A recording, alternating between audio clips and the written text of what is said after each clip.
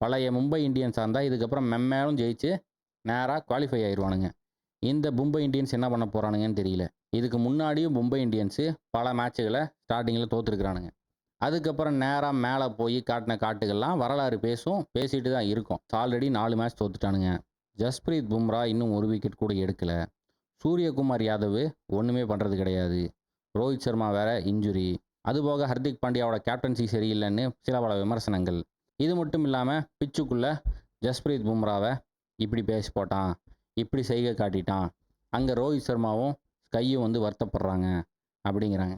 மேட்சுக்குள்ளே ஒருத்தன் கேட்ச் விட்டா அப்படி தான் இருக்கும். அது எவ்வளோ பெரிய பிளேயராக இருந்தாலும் அப்படி தான்.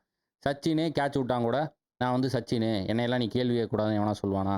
ஒரு கேட்சை விட்டா கேப்டன் அப்செட் ஆகிறது நியாயமான விஷயம் தானே. உலகத்தில் நடக்காத விஷயமா? பும்ரா வந்து ஒரு ஃபீல்டர் இங்கிருந்து இங்கே வாடான்னா, இல்லை அங்கெல்லாம் வராத, நான் சொல்கிறத நீ கேளு அப்படின்னு ஹர்திக் பாண்டியா இடையில சொருகிட்டு இருக்காப்ல அப்படின்னு ஒரு தரப்பு குற்றச்சாட்டு.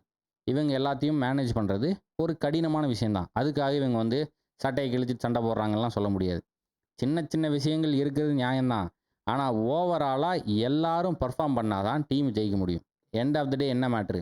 ஜெயிக்கிறதா மேட்ரு.